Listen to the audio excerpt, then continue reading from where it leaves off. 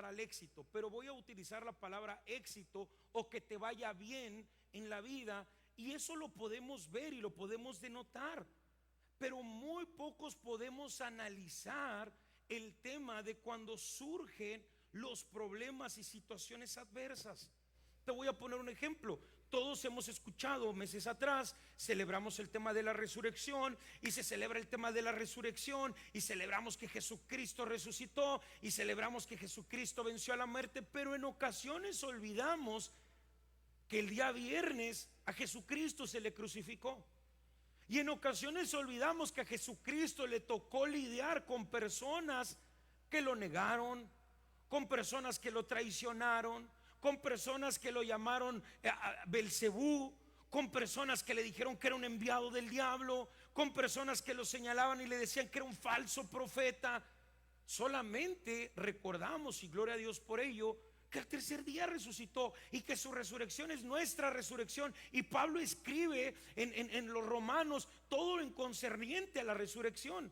Y escuchamos eso, pero en ocasiones olvidamos que para que exista un triunfo tiene que haber una batalla. Y para que exista una batalla tiene que haber un contrincante. Y es donde empieza una pelea.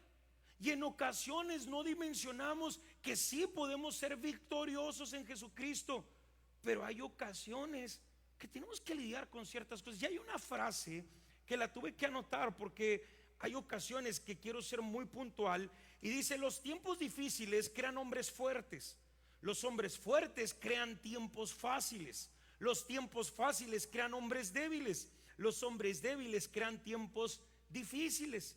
Pero ¿sabes qué me encanta de esta frase? Empieza diciendo: los tiempos difíciles crean hombres fuertes. Y sabes que la vida hay un momento donde todos los que estamos aquí tenemos que definir qué tipo de hombre, de mujer quieres ser. Los momentos difíciles crean hombres fuertes. No sé si has dimensionado eso, porque cuando hay una adversidad tenemos de dos: o tirarnos y dejarnos allí, o decir: este momento tiene que crear en mí una fortaleza. Pero he entendido algo.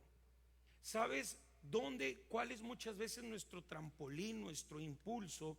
Voy a hablar primero en temas reales y después en temas espirituales. Nuestro entorno, lo que escuchamos.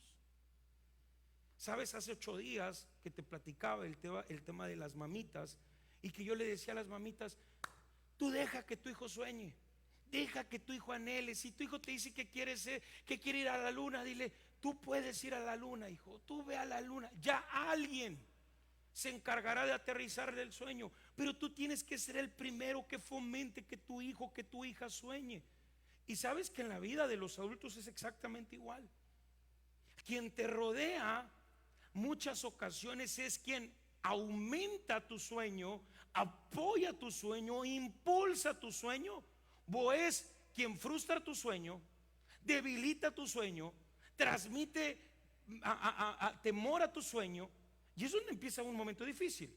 Sabes, estoy preparando una conferencia para algunos jóvenes porque tengo la dicha que me invitan a platicar con ellos, y les digo: ustedes son una generación con muchos sueños, o son una generación con mucho sueño, que son cosas diferentes. Y sabes, he entendido algo, que muchas veces los sueños y los anhelos que tenemos se ven delimitados por las voces que escuchamos. Y ahora te lo llevo a temas espirituales. Hay 3 voces que tú tienes que aprender a escuchar en el mundo espiritual. Número 1, que es la voz de Dios. La voz de Dios, lo que Dios te ha dicho. Y tú me vas a decir: ¿cómo, pastor? A través de su palabra, a través de la Biblia.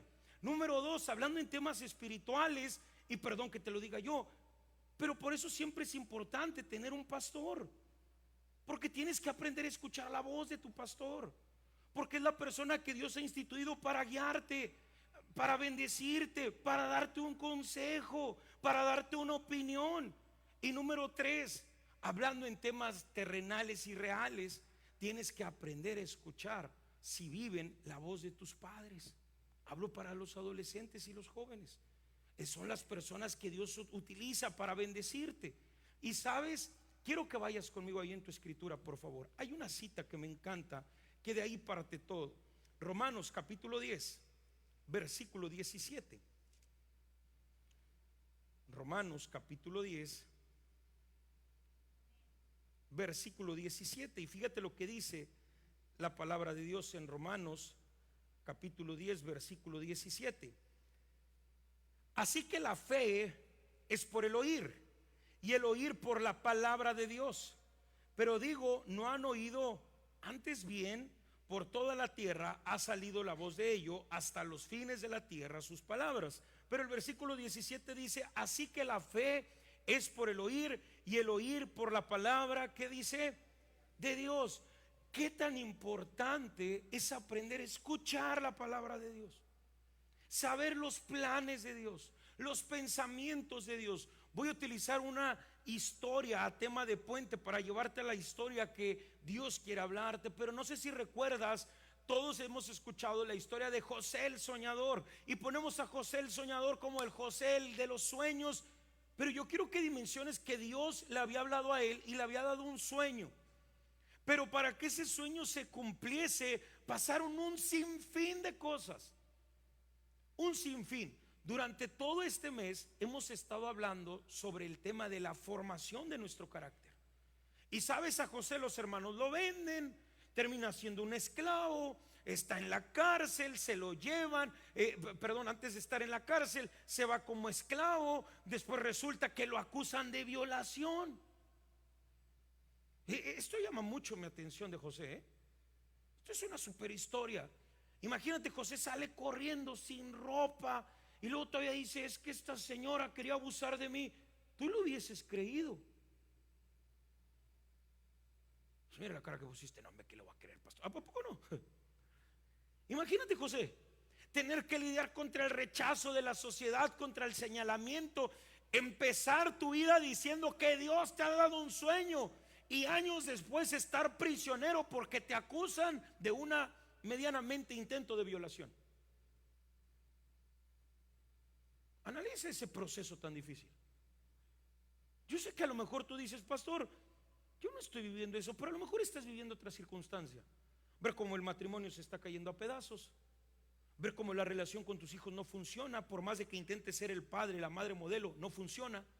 Cuando ves que te esfuerzas en el negocio y no funciona, cuando de repente te levantas y ves que el matrimonio no está funcionando, cuando te levantas y ves que el negocio no da, cuando te levantas y te das cuenta que todo estaba bien y de repente el doctor dice que tienes una enfermedad, que te quedan ciertos meses, años de vida. Es allí donde empieza el proceso. Y sabes, lo decimos tan fácil porque se platica muy fácil, y quizás solamente vemos que José terminó siendo el segundo al mando de todo un gobierno, de todo un gobierno, de todo un gobierno que ni siquiera eran de su sangre, de los egipcios. El tipo terminó en lo más alto que se podía estar, abajito del faraón. Pero se nos olvida el proceso, la formación del carácter. Y sabes qué es fascinante, la fe viene por el oír la palabra de Dios. Y sabes que muchas veces se nos olvida lo que la palabra de Dios dice. Sabes, en Romanos, quien escribe el libro de los Romanos es el apóstol Pablo. El apóstol Pablo fue señalado, vituperado, golpeado, encarcelado, sufrió naufragios. El apóstol Pablo. ¿Y sabes qué dice Pablo? La fe viene por el oír la palabra de Dios. Tú quieres llenarte de fe y vas con el amigo, con el compadre o algo, y te dice, no se puede. Hay de dos: decides que él delimite tu vida, o abrazas la palabra de Dios, porque la palabra de Dios dice, yo voy a estar contigo, aunque andes en valle de sombra y de muerte, yo te voy a bendecir, aunque contra ti se levante guerra, tú tienes que estar confiado. ¿No es lo que dice la palabra de Dios? Pero si tú empiezas a oír lo que tu medio ambiente dice, es donde el medio ambiente te jala. Imagínate José levantarse un día y llega con los hermanos, y le voy a hacer muy corto, pero terminan vendiéndolo y todo, y él aquí, es que yo soñé algo, Dios a mí me dijo que me iba a llevar a lo más alto, yo aquí tuve sueños. Pero todo su medio ambiente no estaba con la conexión con Dios. ¿Por qué crees que empecé diciéndote, ten cuidado de quién es tu entorno? Porque el primer gran consejero en tu vida tiene que ser Dios. Número dos, el segundo, tienes que tener un pastor, te guste o no, hablando en temas terrenales, porque es la persona que Dios utiliza para guiarte. Sabes, a veces vienen conmigo y yo les digo, manito, es que mira, no es tanto el rollo, nomás cállate la boca tantito, en el amor de Cristo, guarda silencio. Y luego me hablan y me dicen, pastor, tenía razón, me callé y todo cambió. Yo, gloria a Dios. ¿Tú crees que yo te quiero decir a veces eso? No, pero es cuando Dios utiliza la vida de los siervos de Dios.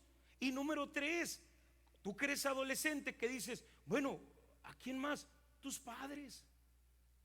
Tus padres, cuando tus papás te dicen, hijo, hija, por ahí no.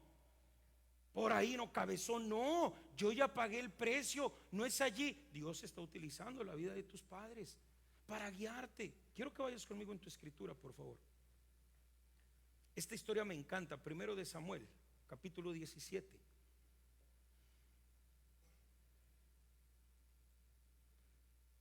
Primera de Samuel, capítulo 17, versículo 1. Y voy a empezar a leer porque la lectura es un poquito larga. Dice: los filisteos juntaron sus ejércitos para la guerra y se congregaron en Soco, que es Judá, y acamparon entre Soco y Aseca, en Nefis Damim. También Saúl y los hombres de Israel se juntaron y acamparon en el valle de Elá y se pusieron en orden de batalla contra los filisteos. Y los filisteos estaban sobre un monte a un lado e Israel estaba sobre otro monte al otro lado, y el valle entre ellos. Versículo 4. Salió entonces del campamento de los filisteos un paladín, el cual se llamaba Goliat de Gat, y tenía una altura de 6 codos y un palmo, algo así, hermano, como 2,97, más o menos 3 metros. Para que dimensiones, yo creo que del tamaño de la pantalla. Era el paladín, para que tengas una idea. Ese era Goliat. Hasta donde llega, hasta arriba, poquito menos, pero más o menos 3 metros. Hasta ahí daba Goliat, Y quiero que dimensiones cómo estaba vestido Goliat. Y traía un casco de bronce en su cabeza y llevaba una cota de malla, y era el peso de la cota de malla 5,000 ciclos de bronce. La cota de malla era lo que ellos cargaban. Imagínate, su pura vestimenta dice que eran 5,000 ciclos de bronce, aproximadamente entre 50 y 60 kilos. ¿Alguien ha levantado un costal de cemento? Dígame amén. ¿Nadie? No viene con nosotros ningún arquitecto, albañil, algo, nadie.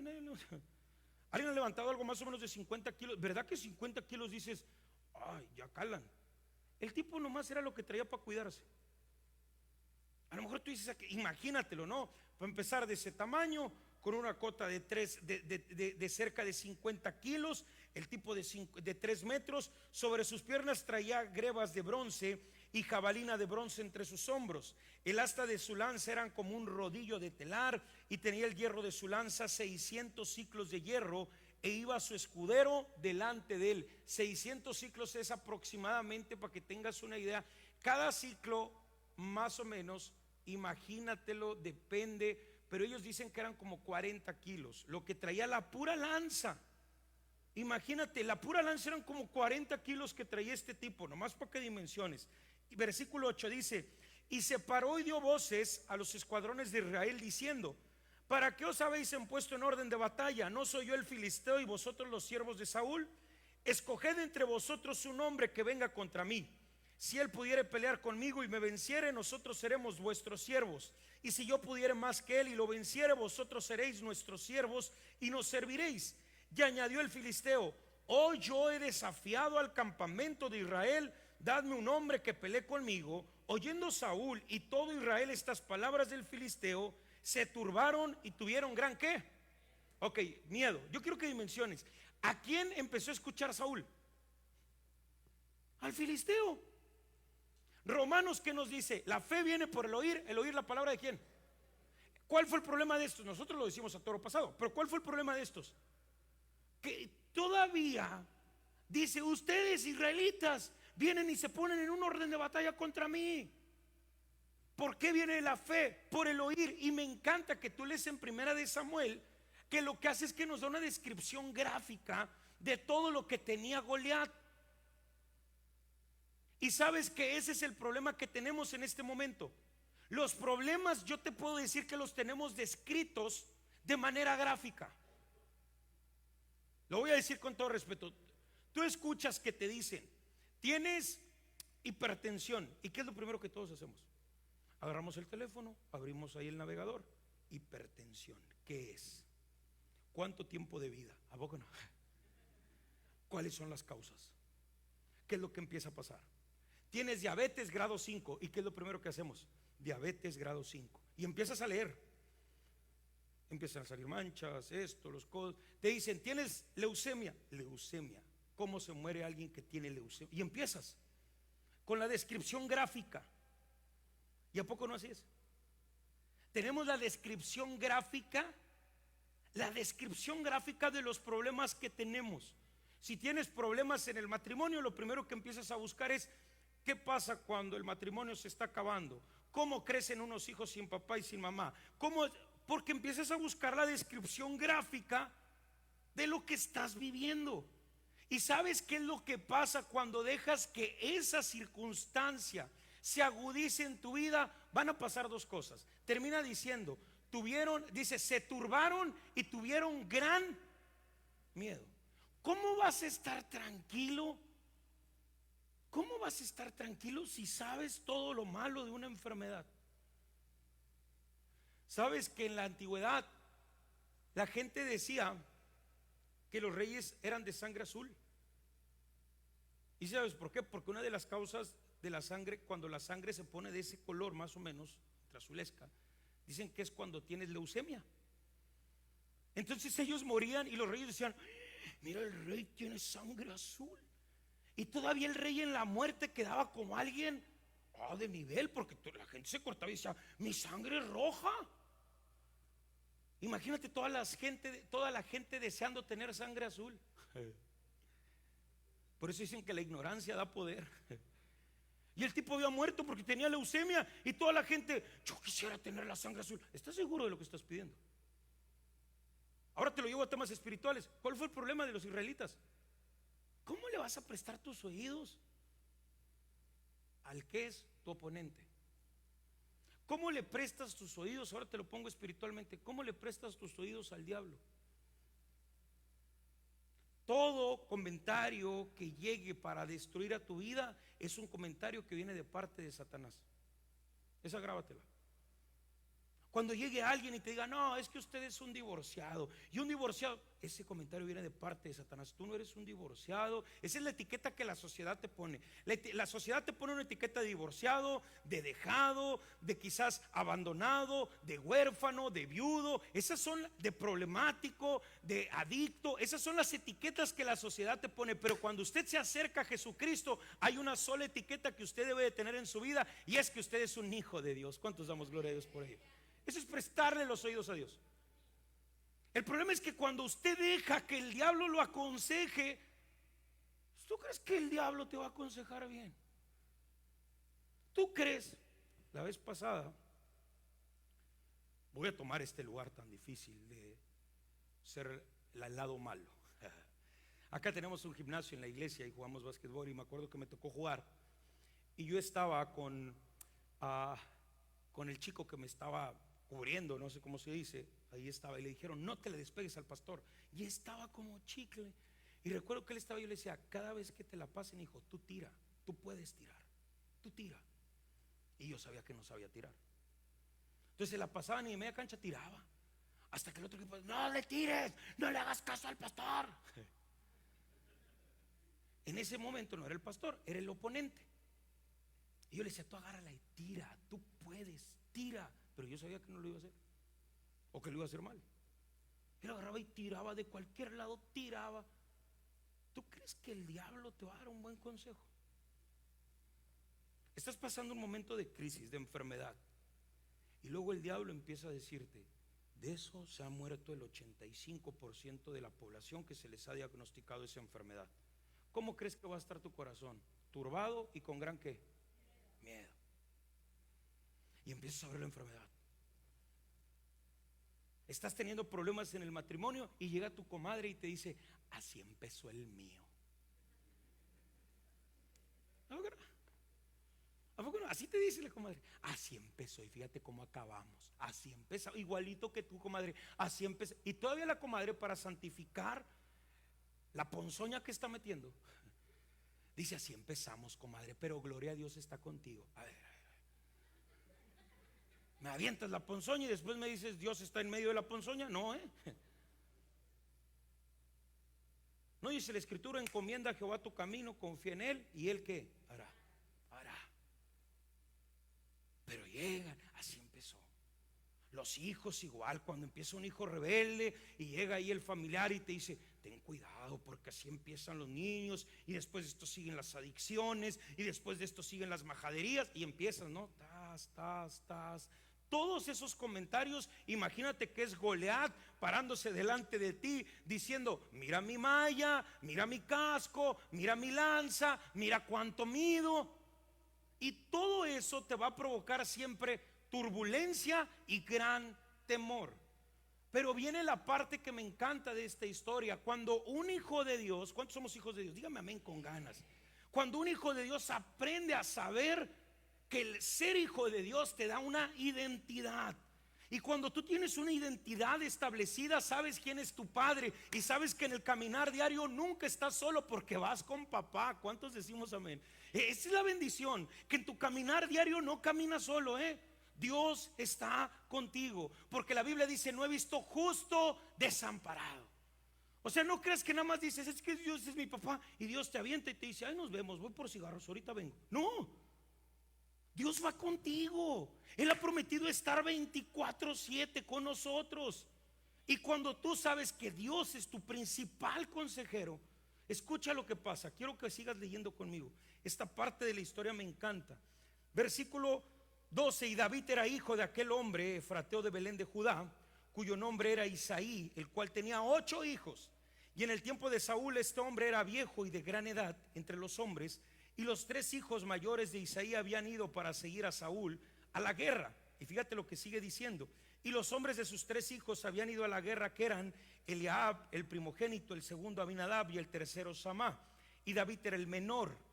Siguieron pues los 3 mayores a Saúl, pero David había ido y vuelto, dejando a Saúl para apacentar las ovejas de su padre en Belén. Venía pues aquel filisteo por la mañana y por la tarde. Así lo hizo durante ¿cuántos días? No sé si mencionas eso. Y ponte a pensar: ¿cuántas veces dejas que ese pensamiento se anide en tu vida? Cuando uno está pasando un momento de crisis, te lo puedo decir por experiencia, te levantas pensando en eso, mediodía pensando en eso, intentas hacer como que nada pase en algún momento del día, y después, como por arte sí de Satanás, ¡pum!, llega otra vez el pensamiento. ¿A poco no? Voy a utilizar un ejemplo. Yo sé que te puede dar risa, pero así es. Como aquella pareja que el esposo o la esposa o el novio o la novia lo deja, y que está intentando salir adelante de esa depresión, y de repente dice: ya siento que no lo extraño, y pasa por el cine: no, pero sí lo extraño.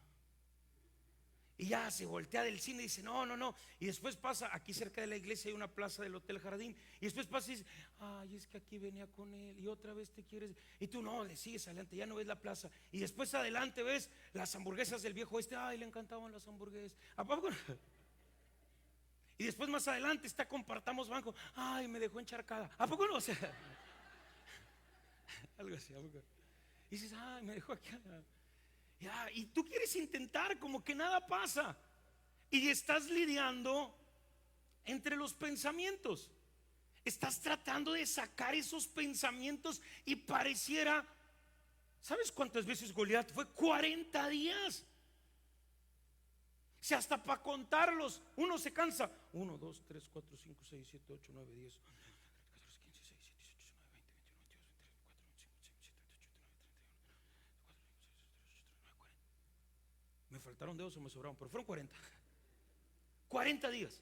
Imagínatelos, vivirlos. ¿Quién de ustedes se va a poner contra mí? Solamente estoy esperando un valiente, cobardes. Y el vato se iba y regresaba en la noche: ¿quién es el valiente que me va a hacer frente? Bola de cobardes, buenos para nada, lárguense de aquí. ¿O quién va a ser el bueno? ¿Quién se va a poner delante de mí? Y callados. Y el vato se iba. Oye, pues los tenía bien terapiados. ¿A poco no? Yo imagino que se iban y dicen: sí, cierto, somos todos bien cobardes. Y no sé si te ha pasado que de repente empiezan: no, pues dale, ponte tú. No, tú primero, no, me está bien grandote. No, tú dale tú. ¿A poco no? Y deja tú, hasta ahí se puede acabar el comentario. Pero llega el siguiente día y otra vez: ¿quién de ustedes se va a levantar contra mí? Israelitas buenos para nada, cobardes. ¿Quién va a ser el bueno que me va a hacer frente? Y el tipo se iba. Y regresaba en la noche: ¿quién de ustedes se va a levantar contra mí? No hay un valiente. No, pues todos callados. Así me gusta. Y se iba el vato. ¿A poco no así está el cáncer? La enfermedad, la angustia, la depresión, la ansiedad, el desánimo, la enfermedad congénita. ¿A poco no así está? Te levantas y te dice: ¿qué? Porque todo empieza acá. Estás acabado, no sirve, de esta no sales, de esta no vas a salir caminando. ¿Y dónde está tu Dios? No dices que Dios es. Y tú empiezas. ¿A poco no? Y el pensamiento viene en la mañana, mediodía, en la tarde, cada que puede.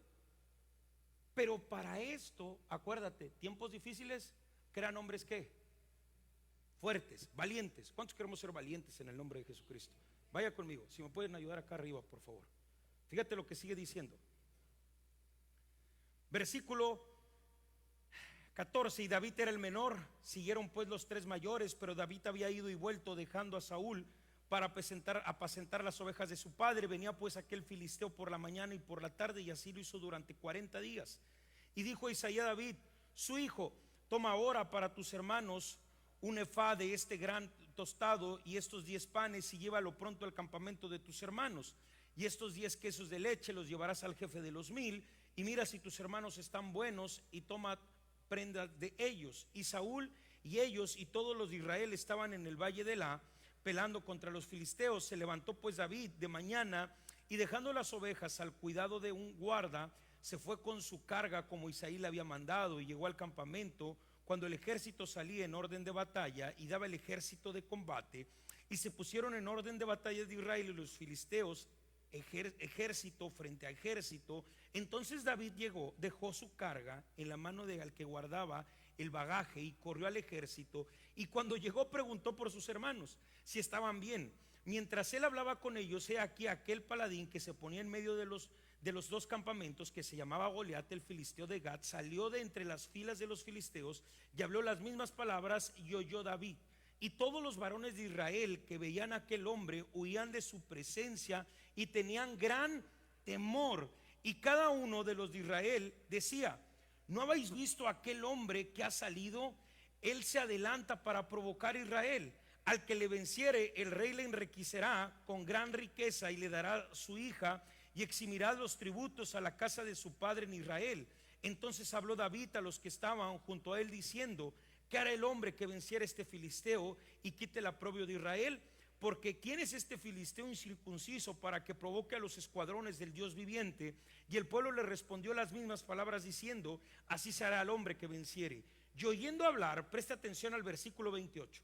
Y oyendo hablar Eliab su hermano mayor con aquellos hombres, se encendió en ira contra David y dijo: ¿para qué has descendido acá? ¿Y a quién has dejado aquellas pocas ovejas en el desierto? Yo conozco tu soberbia y la malicia de tu corazón, que para ver la batalla has venido. David respondió: ¿qué he hecho yo ahora? ¿No es esto mero hablar?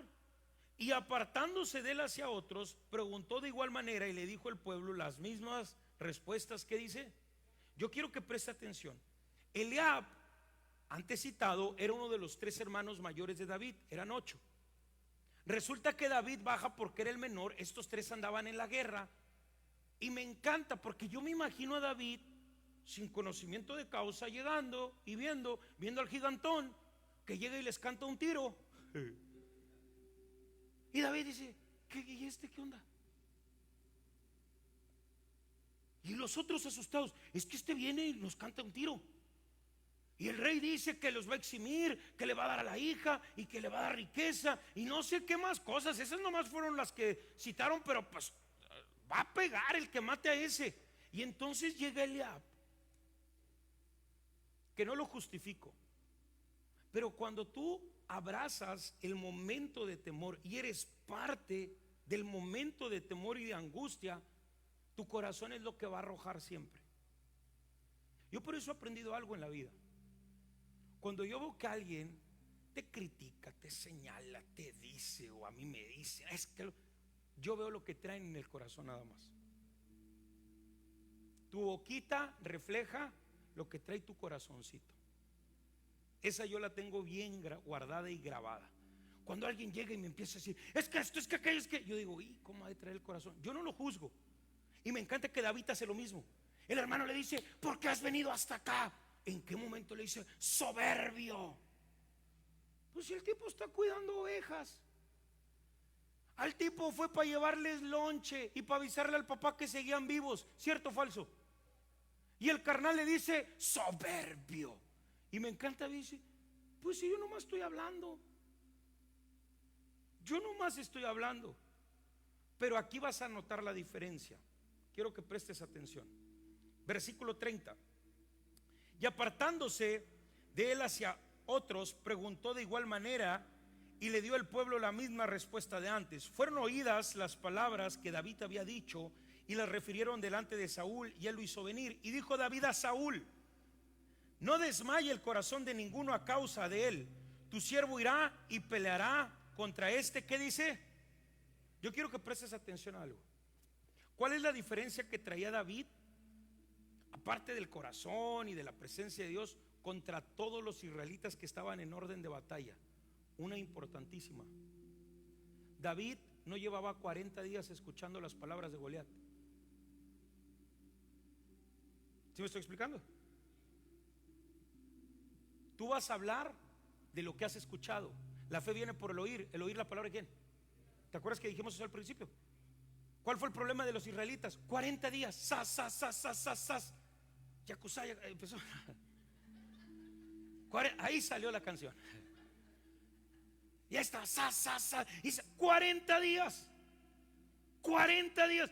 ¿Tú crees que no estaban bien terapiados? Voltea a Eliab y le dice, ¿a qué has venido, soberbio? ¿Sabes, David, por qué llega preguntando? Porque al tipo no lo habían terapiado. El tipo sabía la capacidad que tenía. Llega David y dice, pues está conmigo. ¿Cuál es el problema que tenemos acá? Se levantó, ¿qué quiere este? Y me encanta que va delante del rey. Va delante de Saúl y le dice, y dijo David a Saúl, no desmaye el corazón de ninguno a causa de él. Cuando la vida se te ponga difícil, tú tienes que recordar lo que dice David, que no desmaye el corazón de ninguno a causa de él, de la enfermedad, del dolor, de la tristeza, de la depresión. Que el corazón de ninguno desmaye. Porque nos guste o no, cuando un problema se nos mete a nosotros, no solamente nos afecta a nosotros, afecta a la familia. ¿Cierto o falso? Afecta a tus seres queridos. La otra vez yo platicaba con un amigo que le gusta apostar y dice, es que yo no le hago nada a nadie, yo no le hago daño a nadie, yo apuesto yo solo. Y llegas a la casa y no hay leche. El que está en depresión, ¿tú crees que el deprimido no le hace daño a nadie? Toda la familia, los papás están angustiados. Cuando uno cae en angustia, en dolor, en ansiedad, en situaciones difíciles, ¿tú crees que no le haces daño a nadie? Claro que sí. Y es ahí donde te tienes que levantar. Y como dijo David, no desmaye el corazón de ninguno a causa de él. Y en el él pones el problema. Que no desmaye el corazón de ninguno a causa de este problema. Dice, tu siervo irá y peleará contra aquel filisteo. Y sabes, de ahí parte la valentía. Que David estaba apacentando las ovejas. Imagínate 40 días estando en el campo con vente para acá, esta ya se me perdió, y ahí andaba David. Y los otros 40 días, ¿dónde están? Llegó David y llegaba delante del rey y le dice, Saúl, no os quiero decirte algo, que no desmaye el corazón de ninguno a causa de él. Tu siervo va a ir a pelear contra él. Tiempos difíciles crean hombres ¿qué? Fuertes. Usted decide si este tiempo difícil que está viviendo lo va a hacer un hombre fuerte. ¿Sabes? Porque lo más fácil es decir, pues nos van a matar. Y sigue diciendo David, presta atención. Dijo Saúl a David: no podrás tú ir contra aquel filisteo para pelear con él, porque tú eres muchacho y él es un hombre de guerra desde su juventud. David respondió a Saúl: tu siervo era pastor. Fíjate lo que dice: tu siervo era pastor de ovejas de su padre, y cuando venía un león o un oso y tomaba algún cordero de la manada, salía yo tras él y lo hería y lo libraba de su boca, y si se levantaba contra mí, yo le echaba mano de la quijada y lo hería. ¿Y qué dice? Y lo mataba. Yo quiero que dimensiones algo. Saúl, el rey, voltea con David y le dice: no vas a poder tú. Tú no puedes. La fe viene por el oír la palabra de quién. ¿Qué le dice Saúl, el rey? Y fíjate las paradojas. Él como rey llega a alguien que está siendo valiente de levantar la mano. Por lo menos debió de haber dicho Saúl: pues dale, por lo menos que vea a Goliat que hay un valiente acá. Dale, David, y Dios te ampare, y una orada y jálate. ¿A poco no? Dale para allá. Y lo primero que voltea a Saúl y le dice: tú no vas a poder, eres joven. Y me encanta, porque te acuerdas que hace ratito te dije, lo más claro que debes de tener es tu identidad. David humildemente le dice: cuando un león va y agarra a una oveja, yo voy y se la quito de la boca, del hocico. Un oso, yo voy y los defiendo, y voy y los mato. O sea, en pocas palabras, contextualizándolo, me ves chiquito pero picoso. O sea, me ves chiquitillo pero acá soy bravo, ¿eh? No sé si alguien de acá ha tenido un perro chihuahueño. A mí me encantan los perros chihuahueños. El perro chihuahueño no le tiene miedo a nadie, y es una mugrita. Pasa un Doberman y se le pone, ¿verdad? Y dice: mi hijito, te soplan y te mueres, papito. ¿A poco no? Pero entonces hasta el perro chihuahueño, ¿a poco no? Y luego con las orejillas de acá. Y nomás porque lo traen amarrado, porque pareciera que si lo sueltan lo mata, ¿a poco no? Y todos pensamos: si es que no te suelten, papi, estos dos te cosen, te reviven, te matan, te vuelven a revivir, eres una mugre. Haz de cuenta que así con David. El rey le dice: no puedes. Pero David tenía clara su identidad. Y le dice: tu siervo, cuando mi papá me manda a cuidar las ovejas, ahí estoy. Cuando mi papá dice: no, hombre, yo voy, han llegado leones, osos. No sé si te imaginas un león. ¿Has escuchado que dicen: la bosteza como león? No, hombre, eso es nada. ¿Has visto los leones? Esta semana escuchaba que, ¿sabes cuál es la característica del león? Que el león nomás anda caminando y se la lleva. El vato sabe lo que es. Es el rey de la selva, ¿sí o no? Y anda el león, hermoso su pelaje. Y dice que cuando agarraba, él iba y se los quitaba. Un oso igual. Y fíjate, quiero terminar con esto. Versículo 34, perdón. David respondió a Saúl: tu siervo era pastor de las ovejas de su padre, y cuando venía un león o un oso y tomaba algún cordero de la manada, salía yo tras él y lo hería y lo liberaba de su boca, y si se levantaba contra mí, yo le echaba la mano de la quijada y lo hería y lo mataba. Fuese león, fuese oso, tu siervo lo mataba. Y este filisteo incircunciso será como uno de aquellos, porque ha provocado al ejército del Dios. ¿Qué dice? ¿Por qué crees que te dije el tema de la identidad? A los del ejército del Dios viviente, les habían robado la identidad. Porque llegaba alguien que los amedrentaba, que 40 días los amedrentó. ¿Y sabes qué es lo que hace David? Como David no había estado escuchando todo eso, David llega y lo primero que hace es recordarles su identidad al ejército. Y esta mañana lo que Dios quiere hacer en tu vida es recordarte cuál es tu identidad. ¿Cuántos son hijos de Dios? ¿Estás seguro que es hijo de Dios? Entonces, lo que tienes delante, llámese bueno, llámese malo, tiene que pasar. Esta mañana Dios te quiere recordar tu identidad.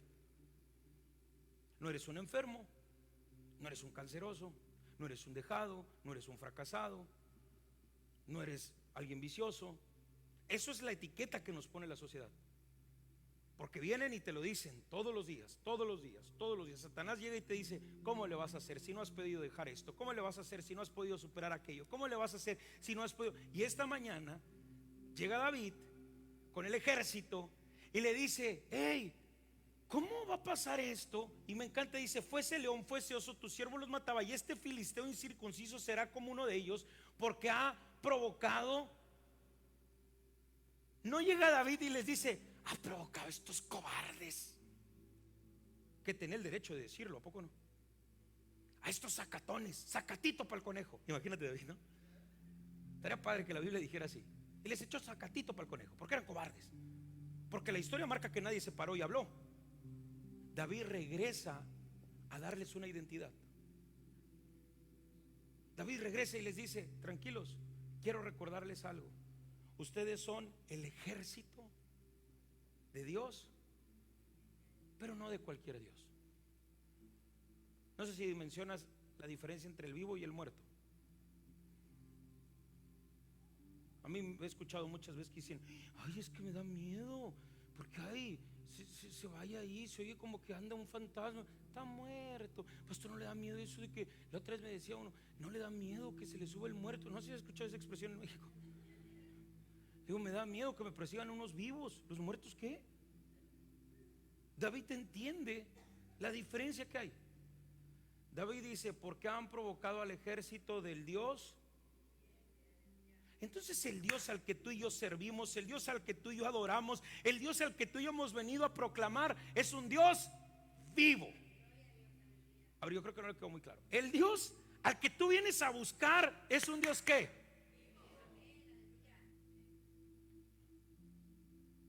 ¿Se celebra la vida usted o no? O sea, no sé si le ha pasado porque siente que no, vivo, está vivo. Sí, Dios está vivo, tú no. Está bien vivo, está vivo.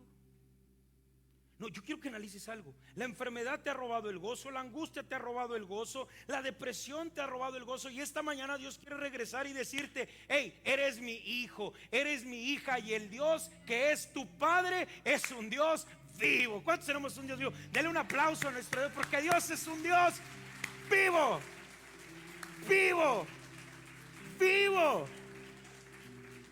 Así es que esa enfermedad, ese dolor, esa angustia no le puede hacer frente.